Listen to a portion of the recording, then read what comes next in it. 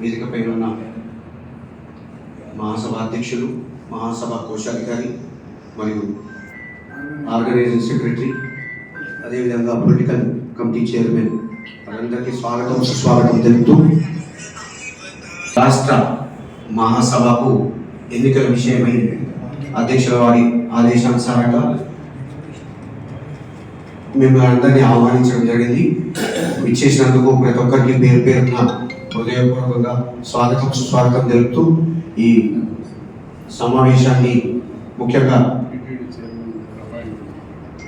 మన మాజీ అధ్యక్షులు, మాజీ కోశాధికారులు, మాజీ ప్రధాన కార్యదర్శులు, జిల్లా కౌన్సిల్ మెంబర్లందరికీ స్వాగతం తెలుపుతూ ఈ ముఖ్యంగా ఫస్ట్ రాష్ట్ర అధ్యక్షులైన అమరావతి లక్ష్మీనారాయణ గారు మాట్లాడవలసిందిగా కోరుతున్నాను. రాష్ట్ర ఆర్యవైశ్య మహాసభ అధ్యక్షులు అమరావతి లక్ష్మీనారాయణ గారు, అలాగే ఆర్గనైజింగ్ సెక్రటరీ గణేష్ గుప్తా గారు, పొలిటికల్ కమిటీ చైర్మన్ చింతల రవి గారు, మరియు మా మాజీ అధ్యక్షులు మరియు జనరల్ సెక్రటరీలు, ఈ కమిటీలో ఉన్న వారందరికీ నా హృదయపూర్వక నమస్కారాలు తెలియజేస్తున్నాను.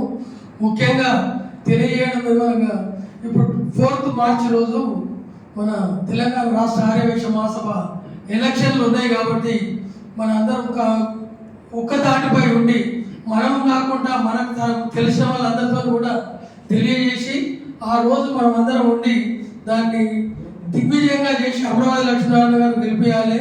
ముఖ్యంగా మీ అందరికీ తెలియజేయడం ఏమనగా తెలంగాణ రాష్ట్ర ఆర్యవైశ్య మహాసభ ఏర్పడినాక సుమారు 2 సంవత్సరాల వరకు మనము మహాసభ మనకు వాళ్ళు ఎలాంటిది మనకి ఇవ్వలేదు. 2 సంవత్సరాల తర్వాతనే మనం అక్కడ దాన్ని రిజిస్ట్రేషన్ చేయించి తర్వాత కుర్చీలు కానీ టేబుల్ కానీ ఏది కానీ మొత్తం అమరావతి లక్ష్మీనారాయణ గారి వారి డబ్బులతోనే తెప్పించారు. మహాసభ నుంచి ₹1 కూడా తీసుకోలేదు. ఈ రోజు వరకు కూడా మహాసభ ఏర్పడిన నుంచి ప్రతి ఒక్కరు కూడా మహాసభకు ఒక కారు ఉండేది, డ్రైవర్ ఉండేది, పెట్రోల్ కూడా ప్రతి ఒక్కరు ఎక్కడికి వెళ్ళినా కూడా అవన్నీ వారే తీసుకునేవారు.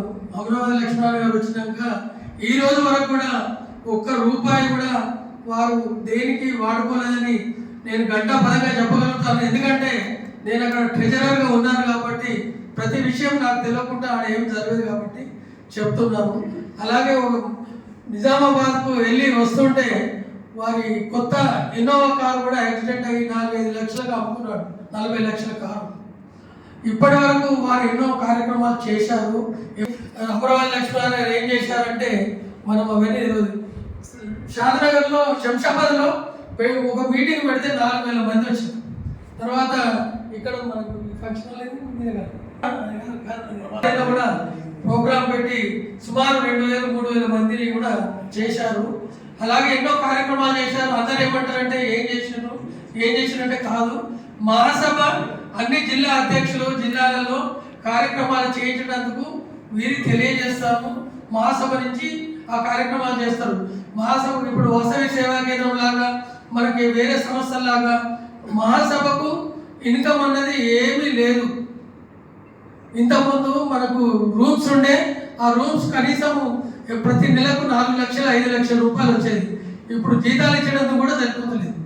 తర్వాత మా ఆంధ్ర వాళ్ళు దాని గురించి పట్టించుకోవట్లేదు. సుమారు ఒక 60 లక్షల దాకా దాని మీద ఇప్పుడు ఇన్వెస్ట్ చేసినాం మనం. ఎందుకంటే మున్సిపల్ కార్పొరేషన్ వాళ్ళు ప్రాపర్టీ ట్యాక్స్ కట్టకపోతే మొత్తం వచ్చి లాక్ చేస్తామంటే అప్పుడు పెట్టించారు. తర్వాత లిఫ్ట్ ఎప్పుడో అప్పుడు పెడితే ఆ లిఫ్ట్ కూడా ఖరాబ్ అయితే దాన్ని ఒక 15 లక్షలు పెట్టి లిఫ్ట్ చేశారు. అట్లాంటి ఎన్నో కార్యక్రమాలు చేశారు. మనం మహాసభ ఉమ్మడి రాష్ట్రంలో ఉన్నప్పుడు 90,000 సభ్యత్వం ఉంటే ఇవాళ 1,60,000 వచ్చింది. మనకు 1,30,00,000 వాళ్ళు ఇస్తే ఈరోజు 3,15,00,000 రూపాయలు ఇప్పటి వరకు జమ చేయడం జరిగింది. ఎఫ్డీలు చేసినాము. ప్రతి ఒక్క ఎఫ్డీ కూడా ఉంది. కొంతమంది తెలియని కూడా ఎఫ్డీలన్నీ వాడుకున్నారు, ఏం లేదన్నారు.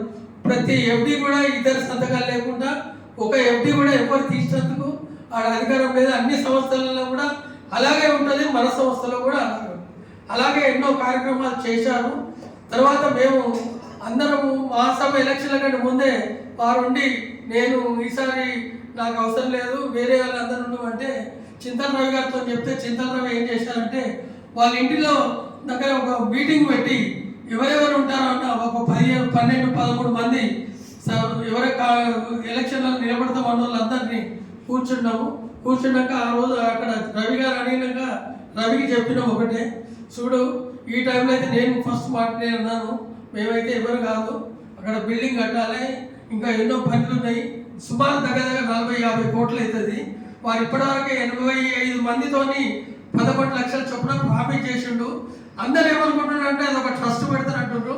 ట్రస్ట్ కాదది, వాళ్ళకు ఒక కౌన్సిల్ మెంబర్ ఇస్తామన్న ఆలోచనలో వారు ఉన్నారు. అనవసరంగా లేని పోని అని చెప్పి వాళ్ళు ఏదో చెప్తున్నారు అని మేము చెప్పగానే అందరూ కూడా అదే మాటతో చెప్పినాక మేమందరం ఒక లెటర్ రాసి ఏకగ్రీవంగా అమరావతి లక్ష్మీనారాయణ గారినే ఉండమని చెప్పడం జరిగింది. అవి అందరం కలిసి వెళ్ళి అమరావతి లక్ష్మీనారాయణ గారికి ఇచ్చి అప్పుడు వారు ఉండమని తెలియజేసినాము. కానీ ఒక్కొక్కరు ఇప్పుడు ఎలక్షన్లు అప్పుడు ఎవరెవరో ఏదో మాట్లాడుతున్నారు, అవన్నీ కరెక్ట్ కాదు. కాబట్టి దయచేసి మనందరం కూడా అమరావతి లక్ష్మీనారాయణ గారికి బలపరిచి మనకు తెలిసిన వాళ్ళు ఉంటారు, ప్రతి ఒక్కరు హైదరాబాద్లో ఉన్న వాళ్ళకు ప్రతి ఒక్కరికి మనకు లింక్స్ ఉంటాయి. కాబట్టి మీరందరూ దయచేసి మన కౌన్సిల్ మెంబర్లు ఎక్కడెక్కడ ఉన్నా కూడా మీరందరూ వాళ్ళందరితో మాట్లాడి తప్పకుండా అమరావతి లక్ష్మీనారాయణ గారికి గెలిపించాలని కోరుకుంటూ సెలవు తీసుకుంటాం.